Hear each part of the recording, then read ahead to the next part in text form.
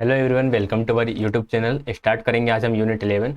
और जो last unit थी उसके थोड़ा एंडिंग सही नहीं हो पाया था। मतलब एंड में मैंने थोड़ा जल्दी जल्दी ही डिस्कस कर दिया था। अगर आपको वहाँ पे उसकी दिक्कत आ रही हो समझने में तो बता दीजिएगा, मैं उस वाले पार्ट को दोबारा करा दूंगा, ठीक है। और वैसे इजी था वो टॉपिक भी, तो पढ़ने से समझ में आ ही जाएगा। यूनिट 11 स्टार्ट करेंगे। यूनिट 11 में रहेगा आईटीसी के बारे में, इंफॉर्मेशन टेली कम्युनिकेशन के बारे में, ठीक है। हम ये कह सकते हैं कि इंफॉर्मेशन एंड कम्युनिकेशन टेक्नोलॉजी जो है इसका किस तरह से यूज़ होता है अधिगम में, सूचना और संचार प्रौद्योगिकी का किस तरह से यूज़ होता है, उसके बारे में इस यूनिट में हम डिस्कस करने वाले हैं, ठीक है ना। तबीयत थोड़ी ठीक नहीं है, आवाज़ सही से नहीं निकल रही है, तो मैं को थोड़ा स्लो बोलूँगा, तो थोड़ा सा मैनेज कर लीजिएगा। अभी स्टार्ट करते हैं। ICT, information and communication technology, इसको किस तरह से परिभाषित किया गया? सूचना को संप्रेषित करने, थोड़ा बड़ा कर, ठीक है, ये शायद आई होप आपको दिख रहा होगा ना। हाँ, सूचना को संप्रेषित करने, निर्मित करने, वितरित करने, एकत्रित करने तथा प्रबंधित करने हेतु विभिन्न प्रौद्योगिक उपकरणों तथा संसाधनों का एक सेट आईसीटी कहलाता है। ये डेफिनेशन किसके अनुसार है? यूएनडीपी 2000, यूनेस्को 2002 के अनुसार है ये, ठीक है। चलो, आईसीटी के 3 भाग हैं। यहाँ से हमारे इंपॉर्टेंट क्वेश्चन स्टार्ट हो जाते हैं कि आईसीटी के कितने पार्ट हैं। आईसीटी के 3 पार्ट होते हैं मेजरली। कौन कौन से होते हैं?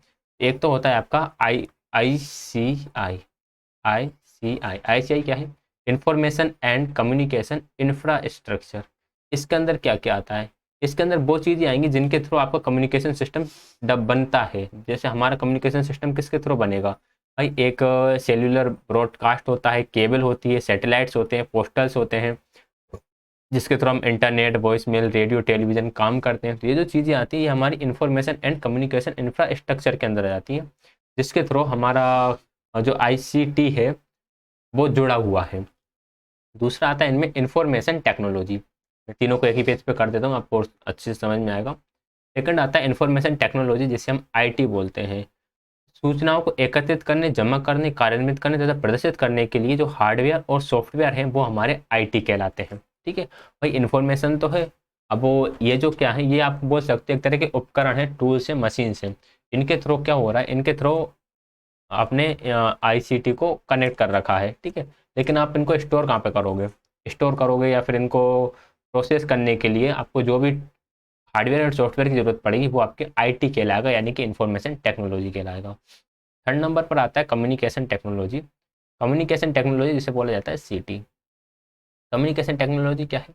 टेलीफोन, ईमेल, चैटिंग, जो सूचनाओं को वितरित करने और शिक्षकों के बीच अंतःक्रिया को किसी भी दूरी, समय तथा परिस्थिति में सहज बनाने में सहायक होते हैं, वो हमारे कम्युनिकेशन टेक्नोलॉजी होती है, ठीक है। तो तीनों पॉइंट आपको याद रखना। एक फर्स्ट जो 3 भाग होते हैं आईसीटी के, सबसे पहले आता है आपका ICI, information and communication infrastructure. Second पे आता है आईटी, इंफॉर्मेशन टेक्नोलॉजी। थर्ड पर आता है सीटी, कम्युनिकेशन टेक्नोलॉजी, ठीक है। आगे बढ़ेंगे इसमें। आईसीटी के उपकरण 3 प्रकार के होंगे। एक तो श्रव्य, जिनको आप सिर्फ देख सकते हो, सॉरी, जिनको सिर्फ आप सुन सकते हो। फिर एक आपका दृश्य आता है, जिन्हें आप देख सकते हो। श्रव्य दृश्य आता है, जिन्हें आप देख भी सकते हो और सुन भी सकते हो। ये तो ऑब्वियस है, इसके बारे में कुछ समझाने की जरूरत है नहीं है। आईसीटी के उपकरण एकमात्र प्रौद्योगिकी नहीं है, बल्कि इसमें hardware, software, multimedia, delivery delivery system, सबका समागम होता है, यानी कि सबका ये बोलते हैं सबका इंटीग्रेशन होता है। वर्तमान में शिक्षा में आईसीटी में तीव्र विकसित हो रही टेक्नोलॉजियाँ शामिल हैं। कौन कौन सी टेक्नोलॉजियाँ हैं? जैसे कि डेस्कटॉप हो गया, नोटबुक हो गया, आपके लैपटॉप्स वगैरह आते हैं जिन्हें हम अलग तरह के होते हैं, उन्हें हम नोटबुक वगैरह बोल देते हैं। और भी बहुत सारी चीज़ें हैं, हेडलैंड कंप्यूटर्स होगा, टैबलेट्स होगा, digital camera, local area network, Bluetooth, बहुत सारी चीज़ें यहाँ पे इतने सारे लिखे हुए हैं, आप चाहो तो इनके नेम पढ़ ही सकते हो। और हम ये बोल सकते हैं, जैसे कि मेरे पास एक लैपटॉप है, आपके पास मोबाइल फ़ोन है जिसमें आप ये वीडियोस देख रहे होगे, तो ये एक तरह से आईसीटी का पार्ट ही हो गया कि हम दोनों, आप और हम जुड़े हुए हैं इसके माध्यम से, ठीक है। मैं आप तक अपना ज्ञान, अपना नॉलेज शेयर कर पा रहा हूँ। आप कहीं और बैठे हो, किसी अदर स्टेट में बैठे हो, मैं कहीं अदर स्टेट में बैठा हूँ, फिर भी हम अपने विचारों का आदान प्रदान कर पा रहे हैं, एक दूसरे की हेल्प कर पा रहे हैं। तो ये एक आईसीटी का बहुत बड़ा बेनिफिट है। अब इसके जो उपकरण है, इसके उपकरणों का कुछ वर्गीकरण किया गया है। कितने पार्ट्स में? 4 श्रेणी में इसके उपकरणों को हम बांट सकते हैं। कितने श्रेणी में? 4 श्रेणी में। सबसे पहला आता है इंफॉर्मेटिव, फिर आता है सिचुएटिंग, फिर आता है कंस्ट्रक्टिव और उसके बाद आता है कम्युनिकेटिव। ठीक है। तो आईसीटी के अगर उपकरण से एग्जाम में क्वेश्चन आता है कि आईसीटी के कितने उपकरण हैं, तो आईसीटी के 4 उपकरण हैं, इन्फॉर्मेटिव, सिचुएटिव, कंस्ट्रक्टिव और कम्युनिकेटिव। ठीक है, आप चाहो तो इसको ISCC से इसको शॉर्ट फॉर्म के साथ आप याद रख सकते हो कि जो हमारा आईसीटी है, आईसीटी हमारा ISCC से मिलकर बना होता है, या फिर आईसीटी के 4 उपकरण होते हैं, ISCC, इंफॉर्मेटिव उपकरण, सिचुएटिंग उपकरण, कंस्ट्रक्टिविस्ट उपकरण और कम्युनिकेटिव। अब इंफॉर्मेटिव उपकरण क्या है? ये उपकरण विशाल मात्रा में सूचना को विभिन्न प्रारूपों में प्रदान करते हैं। ये क्या करेंगे? इंफॉर्मेटिव उपकरण जो इंफॉर्मेशन है, ये करेंगे इंफॉर्मेशन प्रोवाइड, बस। अब इंफॉर्मेशन प्रोवाइड कैसे कर सकते हैं? ये ऑनलाइन बुक्स पब्लिश करके कर सकते हैं, ये वीडियो लेक्चर के थ्रू कर सकते हैं, ठीक है। और कैसे कर सकते हैं? ये डायग्राम के थ्रू कर सकते हैं, ये पीडीएफ फाइल के थ्रू कर सकते हैं, जैसे कि मैं पीडीएफ फाइल शेयर कर देता हूँ, ये पीपीटी पावर पॉइंट प्रेजेंटेशन के माध्यम से इसे शेयर कर सकते हैं, ठीक है ना। चलो, तो अभी हम थोड़ी देर के लिए कैमरे को बंद कर देते हैं। और इसके आगे multimedia, encyclopedia, world wide web, ये कुछ वेबसाइट है, इन वेबसाइट्स के माध्यम से भी हम कर सकते हैं, इन सबको हम एक्सेस कर सकते हैं। ये उपकरण वास्तविक जीवन अनुभवों को प्राप्त करने में सहायक नहीं होते हैं, परंतु ये अमूर्त सूचनाएं प्रस्तुत करते हैं। कहने की बात यह है कि डेली लाइफ के जो एक्सपीरियंसेस हैं, वो आप एक्सपीरियंसेस ओनली बुक्स पढ़कर, ओनली डायग्राम देखकर, ओनली पीडीएफ पीपीटी से नहीं कर सकते, बट हमें काफ़ी एब्स्ट्रैक्ट इन्फॉर्मेशन जो है वो इनके थ्रू प्राप्त हो जाती हैं, ठीक है। फिर आता है सिचुएटिंग उपकरण।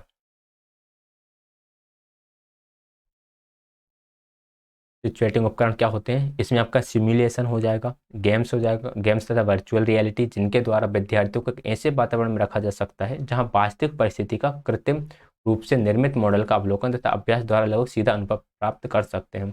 जैसे कि आप बच्चों को कोई भी एक एनिमेशन दिखा रहे हो, ठीक है, एनिमेशन दिखा रहा है, आप ह्यूमन के हार्ट का एनिमेशन दिखा रहे हैं, तो वहाँ पर उसे बिल्कुल ऐसा लगेगा कि वो एकदम रियल में ही किसी हार्ट का फंक्शन करते हुए देख रहा होगा, तो वो आपके सिचुएटिंग उपकरण के अंदर आ जाते हैं, ठीक है। जब आप गेम्स खेल रहे होते हो तो गेम्स में आपको लगता है कि आप बिल्कुल एकदम रियलिटी है, जैसे आप खुद ही बाइक चला रहे हो, गाड़ी चला रहे हो, आजकल जैसे कुछ अदर गेम्स भी चल रहे हो, उनमें भी ऐसे लगता है कि आप रियल में ही किसी को मार रहे होते हो, तो वो आपके क्या होंगे? वो आपके इस कैटेगरी के अंदर आ जाएंगे। फिर आता है हमारा रचनात्मक उपकरण, जिन्हें हम बोलते हैं कंस्ट्रक्टिविटी टूल। आईसीटी के कुछ उपकरणों में आप रचना करते हैं, मैनिपुलेट करने तथा स्वयं के ज्ञान को समझने का उपयोग करते हैं। जैसे कि यहाँ से एक क्वेश्चन बनकर आया था DRPC में, ये जो लाइन है ना, कि वेब ऑथरिंग एप्लीकेशन जिसके द्वारा स्वयं का वेब पेज बनाया जा सकता है तथा पूरे विश्व के साथ संप्रेषण किया जा सकता है। क्वेश्चन ये था कि इसमें से किसके माध्यम से आपकी क्रिएटिविटी डेवलप हो सकती है, तो वहाँ पर एक वेब ऑथरिंग था और 3-4 ऑप्शंस और थे, या फिर ऐसा क्वेश्चन था कि वेब ऑथरिंग किस में सहायता करेगा रचनात्मकता में, मतलब इससे रिलेटेड क्वेश्चन था, कुल मिलाकर बात है ये जो लाइन है यहाँ से, ठीक है।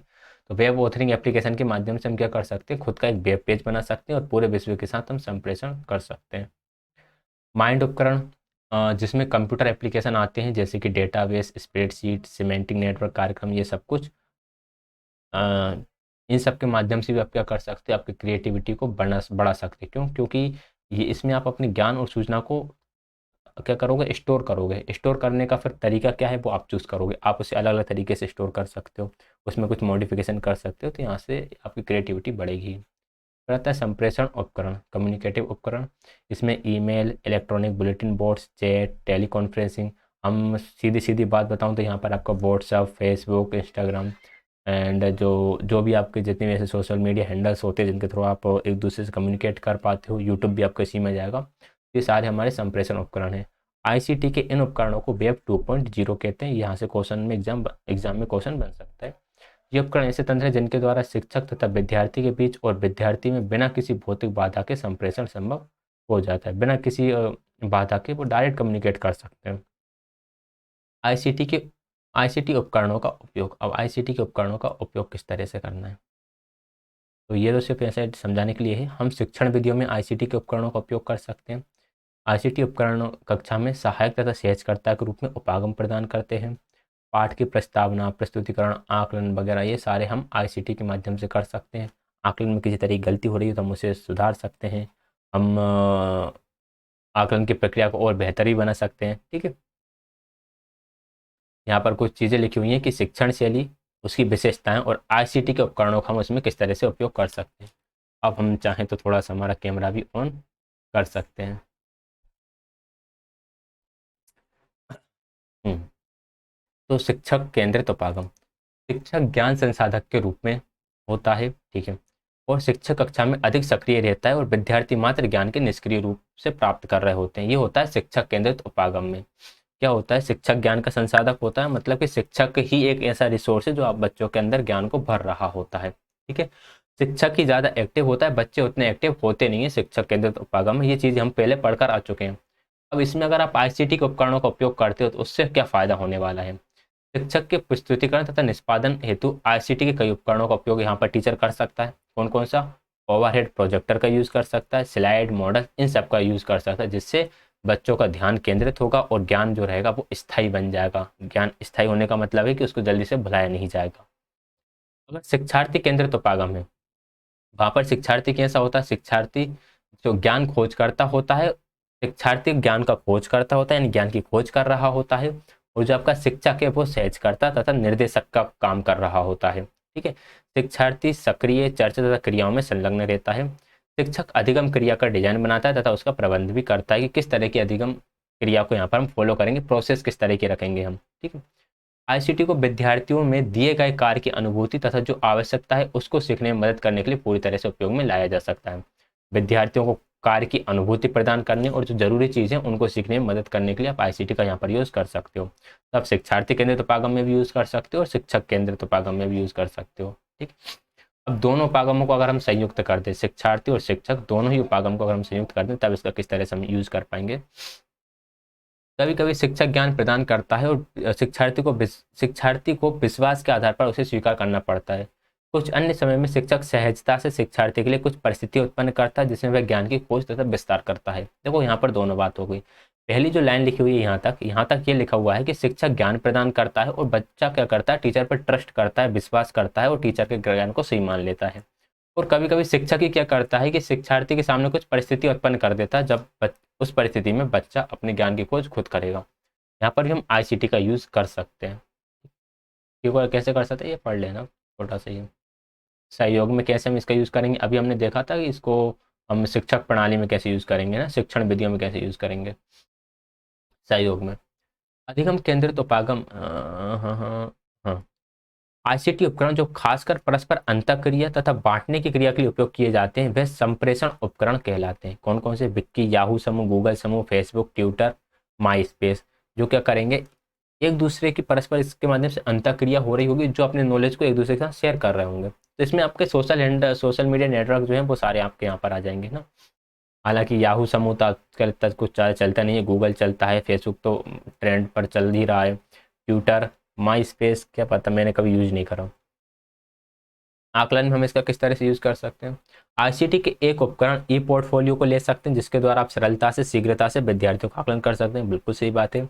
अन्य आईसीटी उपकरण आकलन तो उपयोग किया जाता है वे हैं ऑनलाइन ऑनलाइन रिव्यू, ये रिव्यू नहीं होगा, ये रूब्रिक्स होगा, शायद रूब्रिक्स होगा ये, ऑनलाइन पेपर पीयर असेसमेंट, ठीक है, डिजिटल कॉन्सेप्ट मैपिंग, इन सब का हम यूज़ कर सकते हैं। अधिगम प्रक्रिया के संदर्भ में आईसीटी उपकरण आपकी कक्षा को विभिन्न प्रकार की तकनीकों, उपकरण, विषय वस्तु और संसाधन द्वारा समृद्ध बना देते हैं, ठीक है, अच्छी बात है ये तो। पाठ्य योजना का हेतु प्रोजेक्टिव मीडिया, मल्टीमीडिया, स्व अध्ययन मॉड्यूल, कृत्रिम अधिगम वातावरण में सिमुलेशन, ये सारी चीज़ें हम ऐड करके हमारे जो अधिगम प्रक्रिया उसको बेहतर बना सकते हैं। व्यक्तिगत अधिगम को हम इससे बढ़ा सकते हैं, कुल मिलाकर यही लिखा हुआ है इस सभी में, और ये एक अच्छी बात लिखी हुई यहाँ पर। अधिगम का यह उपागम प्रायः स्वनियंत्रित अधिगम, सेल्फ रेगुलेटरी लर्निंग, SRL कहलाता है, जिसमें विद्यार्थी को स्व नियमित शिक्षार्थी बनाने हेतु आईसीटी की एक महत्वपूर्ण भूमिका निभाती है। ये लाइन इंपॉर्टेंट इसलिए हो जाती है कि सेल्फ रेगुलेटरी लर्निंग के लिए कौन महत्वपूर्ण भूमिका निभा सकता है, तो आईसीटी एक महत्वपूर्ण भूमिका निभा सकती है। या फिर ऐसा ही बन सकता है कि आईसीटी की महत्वपूर्ण भूमिका कहाँ कहाँ हो सकती है, पाठ्य योजना के निर्माण में, एंड शिक्षण अधिगम प्रक्रिया को स्थायी बनाने के रूप में, स्वनियंत्रित अध्ययन के लिए हो सकती है, या फिर समूह अधिगम के लिए हो सकती है। तो हम वहाँ से चूज कर सकते हैं कि हाँ हमने पढ़ा है सेल्फ रेगुलेटरी लर्निंग के लिए हम आईसीटी का यूज़ कर सकते हैं। सामूहिक अधिगम शिक्षण के लिए आप आईसीटी का यूज़ कर सकते हो। सहयोगी अधिगम के लिए हम कर सकते हैं। ये जस्ट सिंपल ही है, मीन्स ये मैं चीज़ें कुछ ना ज़्यादा हाईलाइटेड इसलिए कर देता हूँ कि ऐसा लगता है कि हो सकता है आप में से बहुत से ऐसे हो जो इन चीज़ों को पहली बार पढ़ रहे हो, उन्हें के लिए, और कुछ ऐसे हो जिन्होंने इसे पहले पढ़ रखा हो। जिन्होंने इसे पहले पढ़ रखा, वो सहयोगी अधिगम आप जानते हो सहयोगी अधिगम क्या होता है, दो लोग मिलकर काम कर रहे होते हैं एक ही प्रोजेक्ट के ऊपर या एक ही काम के ऊपर। इससे लर्निंग बेहतर होती है, सामाजिकरण का विकास होता है, ये चीज़ें सामान्य जनरली होती है ना। तो आप इसे स्किप भी कर सकते हो और चाहो तो पढ़ भी सकते हो ताकि आपके दिमाग में स्थायी रूप से बैठ जाए। ठीक है। आईसीटी का एकीकरण की बात करेंगे। कक्षा में आईसीटी के एकीकरण हेतु व्यवस्थित तरीकों को कैसे और कब हो इसकी मूलभूत जानकारी आवश्यक है। और ये आप आईसीटी के उपकरणों का यूज तो कर रहे हो, लेकिन कैसे और कब, कब किस उपकरण का यूज करना है, कैसे करना है, ये आपको पता होना चाहिए। तो इसके एकीकरण के लिए एक तरह की डेफिनेशन सी दी गई है कि विद्यार्थी अधिगम को सुदृढ़ करने हेतु किसी भी आईसीटी उपकरण, वेब पर उपलब्ध सूचना संसाधन, सीडी रोम्स, मल्टीमीडिया कार्यक्रम के उपयोग की प्रक्रिया को आईसीटी का एकीकरण कहा जाता है। देखो, आप क्या कर रहे हो, पढ़ा रहे हो। अब पढ़ाने के लिए आप मल्टीमीडिया प्रोग्राम का यूज़ करोगे, ठीक है। अब यूज़ करोगे तो आप दो चार चीज़ों को लेकर वहाँ पर चलोगे, कुछ आप सीडी का यूज़ करोगे वहाँ पर, फिर आपका वीडियो चल रहा होगा, ऑडियो चल रहा होगा। तो इन सबको आप ये सब चीज़ें साथ में काम करती हैं, इसे हम आईसीटी का एकीकरण कह सकते हैं। आईसीटी के एकीकरण हेतु आपको आपके विद्यार्थियों में की 4 अवस्थाओं में चलना पड़ेगा। ठीक है, कितनी स्टेज में चलना पड़ेगा, हमें 4 स्टेज में चलना पड़ेगा। प्रथम अवस्था कौन सी होती है? प्रथम अवस्था में शिक्षक तथा विद्यार्थी को आईसीटी उपकरण, उनके कार्य, उपयोग की जानकारी एकत्रित करने की आवश्यकता है। फर्स्ट स्टेज में क्या करेंगे, आपको नॉलेज तो होना चाहिए। आप मान लो लैपटॉप या कंप्यूटर चला रहे हो, तो आपके पास कंप्यूटर के बारे में नॉलेज हो, क्या कंप्यूटर है क्या, माउस क्या होता है, कीबोर्ड क्या होता है, मॉनिटर क्या होता है, सीपीयू क्या होता है। ठीक है, तो इनका नॉलेज होना ही हम नॉलेज होना क्या बोलेंगे, ये फर्स्ट स्टेज है। इस स्टेज को इमर्जिंग स्टेट कहा जाता है। को ये पूरा हाईलाइटेड करा क्योंकि ये इंपॉर्टेंट पॉइंट है, यहाँ से एग्जाम में क्वेश्चन आएगा आपका।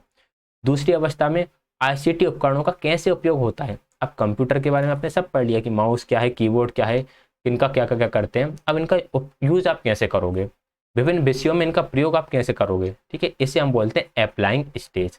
सबसे पहली स्टेज कौन सी थी, इमर्जिंग स्टेज। सेकंड कौन सी थी, अप्लाइंग स्टेज। फिर आएंगे हम थर्ड स्टेज की तरफ। थर्ड स्टेज में किसी उद्देश्य की प्राप्ति हेतु आईसीटी उपकरणों को कैसे और कहाँ उपयोग करना है की समझ विकसित करना। देखो, सेकंड और थर्ड में कंफ्यूज नहीं होना। सेकंड में तो आप बस ये सीख रहे हो कि आईसीटी के उपकरणों का आप यूज़ कैसे करते हो। इसमें आप बच्चे को कैसे सिखा दोगे, एमएस वर्ड को आप ऐसे चलाओगे, पीपीटी आप ऐसे बनाओगे, एमएस एक्सेल आप इस तरह से बनाओगे। ठीक है, इस तरह से एमएस एक्सेल काम करता है।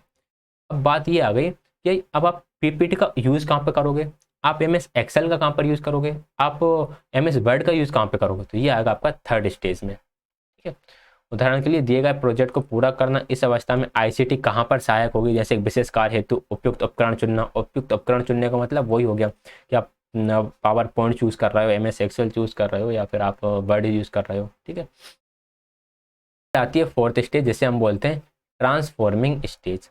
ट्रांसफॉर्मिंग स्टेज में क्या होता है कि चौथी अवस्था में आईसीटी के उपयोग द्वारा अधिगम वातावरण में परिवर्तन आ जाता है। यह शिक्षण अधिगम स्थितियों तक पहुंचने का एक नया तरीका है जिसमें आईसीटी विशेषीकृत उपकरणों का उपयोग होता है तथा आईसीटी विकास मॉडल में इसको ट्रांसफॉर्मिंग स्टेज बोलते हैं। जो लर्निंग एनवायरनमेंट है ना बच्चे का, इसमें अब परिवर्तन आ रहा है। और लर्निंग एनवायरनमेंट में परिवर्तन कैसे आ रहा है कि बच्चे को अब कुछ सीखना है, कुछ लर्न करना है, तो वो डायरेक्ट आईसीटी के उपकरणों का यूज़ करके ही सीख ले रहा है। इनका यूज़ करके कुछ ना कुछ बना ले रहा है, इनका यूज़ करके चीज़ें समझ ले रहा है। ठीक है, तो हम बोलेंगे अब बच्चा फोर्थ स्टेज में आ गया, यानी ट्रांसफॉर्मिंग स्टेज में आ गया। सबसे पहले थी आपकी इमर्जिंग स्टेज, जिसमें जस्ट आप ये सीखते हो कि किस उपकरण को क्या बोलते हैं। सेकंड आपकी थी अप्लाइंग स्टेज। अप्लाइंग स्टेज में हम क्या करते हैं, अप्लाइंग स्टेज में बस हम ये सीख जाते हैं कि किस उपकरण का क्या यूज़ है। थर्ड स्टेज थी, उसका नाम क्या था, अच्छा इसका कोई नाम नहीं था। थर्ड स्टेज में हम ये सीख लेते हैं कि किस उपकरण का यूज़ हमें कहाँ पर करना है। और फोर्थ स्टेज में इन सब का यूज़ करके हम इन्वायरमेंट, हम लर्निंग को और बेहतर करना सीख जाते हैं, खुद ही लर्न करना सीख जाते हैं, ये कह सकते हैं। आईसीटी प्रक्रिया अधिगम प्रक्रिया में आईसीटी का एकीकरण, इसमें एक असुरे मॉडल आता है। असुरे मॉडल को आप इंग्लिश में याद रखेंगे एश्योर मॉडल। एश्योर मॉडल में क्या है, फर्स्ट ए से आगे आपका एनालिसिस लर्नर, फिर सेकंड एस से आगे आपका state objectives, and third S से आगे आपका select method and materials. Fourth में आर से आगे आपका रेगुलेट लर्निंग प्रिंसिपल, एंड ई से हो जाएगा हमारा इवेलुएट एंड रेसेंस। ये जो चीज़ें हैं ये एग्जाम में पूछ लेते हैं, हमें दिक्कत होती है, तो ये आप याद रखिएगा एस्यूरे सॉरी एश्योर मॉडल, नहीं यहाँ पर आर आएगा, एक मिनट गड़बड़ हो गया थोड़ा सा, ए एस, ये भी आपका एस है, यू यू नहीं है यहाँ पे ना, आर है और ये ई है, यू कहाँ गया, चलो कहीं भी चला गया हो, तो इसको आप याद रखना एश्योर से। ओके, फिर एक है आई केयर मॉडल।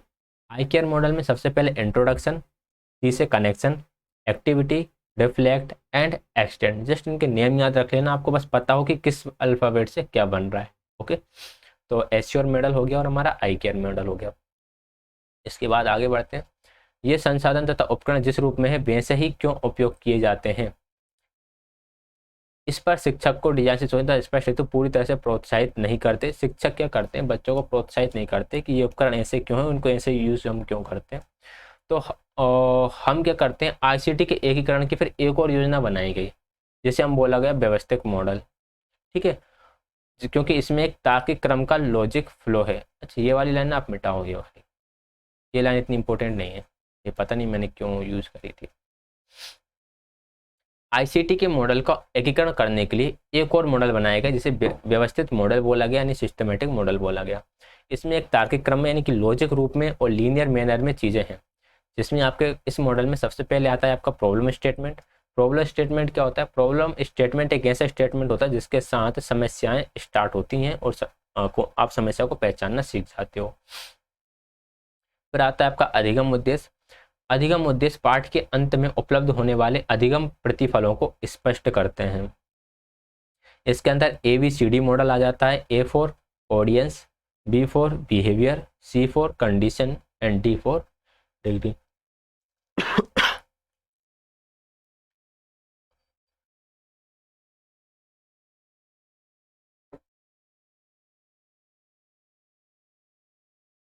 ठीक है, ये सारी चीज़ें आ जाएंगी इसमें।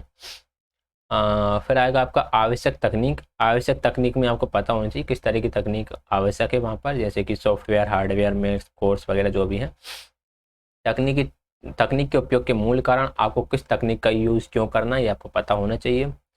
एंड ये कुछ पॉइंट्स लिखे हुए हैं, इसके लिए लिखे हुए हैं पॉइंट्स कि एक शिक्षक के रूप में आपको उपयुक्त तकनीक के चुनाव या स्पष्ट करने की आवश्यकता क्यों है, क्योंकि पाठ के लिए इसकी आवश्यकता क्यों है। अगर आप, मैं आपको बताऊं कि अगर आप मान लो किसी भी तरह का एक एनिमेशन की यूज़ कर रहे हो, एनिमेशन का आप यूज़ कर रहे हो अर्थक्यूब पढ़ाने के लिए, ठीक है, अर्थक्यूब पढ़ाने के लिए आप एनिमेशन का यूज़ कर रहे हो, तो आपको ज़रूरत क्यों है अर्थक्यूब पढ़ाने के लिए एनिमेशन की, ये आपको पता होना चाहिए। तकनीक क्यों अधिक मूल्यों को प्रदान करती है, यानी इससे बच्चों की अटेंशन ज़्यादा क्यों होती है, बच्चे जल्दी क्यों सीख रहे हैं, ये आपको पता होना चाहिए। तकनीकी शिक्षण प्रक्रिया में किस प्रकार सहायक हो सकती है, अगर आप इस एनिमेशन टेक्निक का आप यूज़ कर रहे हो तो ये टेक्निक किस तरह से आपको फैसिलिटेट करेगी। इसके अतिरिक्त कुछ अन्य कारण भी हैं, बच्चे हाईली मोटिवेटेड होते हैं। मुझे याद है जब हम आई थिंक 7th या 6th क्लास में थे, तब हम लोगों ने फर्स्ट टाइम प्रोजेक्टर के माध्यम से कुछ चलते हुए देखा था। ठीक है, पहली बार हमने ऐसा देखा था कि यार पीछे कुछ रखा हुआ है और सामने एक स्क्रीन पर कुछ चल रहा है। स्कूल में टीवी वगैरह में देखा था, बट स्कूल में ऐसा पहली बार देखा था। तब हमने सबसे पहले देखा कि यार इस तरह से भी लर्निंग हो सकती है, इस तरह से भी हम पढ़ सकते हैं। हम बहुत मोटिवेट होते थे उस क्लास के लिए कि वो एक क्लास लग जाए, और वो क्लास हमारी पूरे ईयर में सिर्फ 2 बार ही लगी थी। ठीक है, तो बड़ा मज़ा आया था वो 2 क्लास, वो मतलब वो शायद स्कूल का इतना अच्छी तरीके से कुछ याद नहीं हुआ जिस तरह से वो 2 क्लासेस याद है 7th 6th क्लास की। उच्च अभिप्रेरणा यानी हाईली मोटिवेटेड थे हम उस क्लासेस के लिए। अद्भुत निर्देशात्मक क्षमता, जैसे कि विद्यार्थियों को डेटा की समस्याओं को समझने, अधिगम की प्रगति की जांच हेतु। नवाचार, पूर्ण निर्देशनात्मक उपागम, जैसे सहयोगी अधिगम तथा समस्या समाधान अधिगम, शिक्षक तथा विद्यार्थी ज्ञान संरचना, ये सारी चीज़ें होती हैं, काम आती हैं। क्रियान्वयन हेतु प्रविधियाँ, यह सुनिश्चित करने के बाद कि कौन सी तकनीक की आवश्यकता है, क्यों है, फिर आपको ये निश्चित करना है कि आप इसको किस तरह से प्रभावी रूप से क्रियान्वित कर सकते हो। ये हम क्या पढ़ना है, ये हम सिस्टमेटिक मॉडल पढ़ना है कि आप आईसीटी को किस तरह से इंटीग्रेट कर सकते हो। ठीक है, नेक्स्ट आ जाता है फिर आपका रिफ्लेक्शन। रिफ्लेक्शन मतलब कि आपने सब कुछ क्रियान्वयन वगैरह एग्जीक्यूट कर दिया है, एग्जीक्यूट करने के बाद आप देख रहे हो कि मैं इनको और किस तरह से बेहतर कर सकता था, या फिर कोई कमी तो नहीं रह गई है। एक शिक्षक के एक एक शिक्षक को एकीकरण पर योजना विचार करने से पहले कुछ चीज़ों की आवश्यकता है, इन्हें आप पढ़ लेना। ये जस्ट ये सिंपल समझने योग्य होते हैं, इनको समझने की जरूरत नहीं होती, आप पढ़ोगे आपको सब समझ में आ ही जाएगा, है ना। ये क्या बोल रहे हैं, चॉइस रिस्पॉन्स, बहुविकल्प, असत्य असत्य मिलान वाले क्वेश्चन इन टेस्टिंग कल्चर, इनको छोड़ो। संज्ञानात्मक दक्षता इससे बढ़ जाती हैं आईसीटी के उपकरणों से। मेटा संज्ञानात्मक दक्षता जैसे स्वयं मीमांसा, स्वयं मूल्यांकन यानी कि सेल्फ रिफ्लेक्शन और सेल्फ इवेल्युएशन, ये सब आपके बढ़ते हैं आईसीटी के उपकरणों से। सामाजिक दक्षताएं आपकी बढ़ जाती हैं। एंड प्रक्रिया आकलन में प्रयुक्त विधियां, आकलन प्रक्रिया में कौन कौन सी विधियां आप यूज़ करते हो, ऑनलाइन रिफ्लेक्शन, जनरल लिखना, पीयर मूल्यांकन, ई पोर्टफोलियो बनाना, ये सारी चीज़ें। समस्या समाधान सॉफ्टवेयर कार्यक्रमों का विकास, ये इंपॉर्टेंट पॉइंट हो जाता है कि आईसीटी में दो तरह के आकलन हो जाते हैं, एक आपका आईसीटी पे आधारित और एक आता है आपका नॉन आईसीटी आधारित। यहाँ पर ये सेकंड पॉइंट होना चाहिए था, हिंदी में थोड़ा सा एरर है। आईसीटी आधारित आकलन कौन से होते हैं, कंप्यूटर आधारित जांच, जैसे कि आप एग्जाम देते हैं जो कंप्यूटर पर बेस्ड होते हैं, वो आपके आईसीटी पे हो गए। नॉन आईसीटी, इसके अंदर निबंध लिखना, एप्लीकेशन जनरल, लघु प्रश्न पत्रों कागज पे लिखना। हम स्कूल टाइम पे जो देते थे वो जो आईएएस के एग्जाम्स होते हैं वो आपके इसके अंदर आ जाएंगे। अब इसकी विशेषता क्या क्या होनी चाहिए, लचीलापन होना चाहिए, आकलन अधिगम हेतु एक उपकरण के रूप में होना चाहिए, विद्यार्थियों पर अपने अधिगम की जिम्मेदारी हो। इसके लिए कुछ यहाँ पर इलेक्ट्रॉनिक शांति आकलन, इलेक्ट्रॉनिक पोर्टफोलियो, इलेक्ट्रॉनिक आकलन विधि, इसके एग्जाम्पल्स हो जाते हैं ना। उत्पादन प्रक्रिया का आकलन, आकलन का प्रमाणिक होना, आकलन की प्रक्रिया में विद्यार्थी के एक सक्रिय प्रतिभागी के रूप में उसका सम्मिलेशन, उसका क्या बोलेंगे, और विद्यार्थियों को उसके रूप में सम्मिलित होना चाहिए।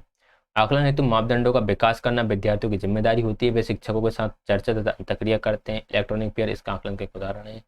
एंड फिर हमारा ये सारांश हो जाता है। यहाँ पर आईसीटी के सिर्फ दो ही लिखे हुए हैं, आईसीटी एंड आईटी। एक कौन सा था आपका, आईसी वाला था, वो वाला यहाँ पर नहीं दिया है, चलो छोड़ो, ठीक है। तो ये यूनिट हमारी यहाँ पर कंप्लीट हो जाती है। देख लेते हैं टाइम बचा या नहीं, चलो ठीक है। तो ये हमारी 12 यूनिट यहाँ पर कंप्लीट हो जाती है और नेक्स्ट वीडियो में, सॉरी 11th यूनिट हमारी कंप्लीट हो जाती है इसी के साथ, है ना।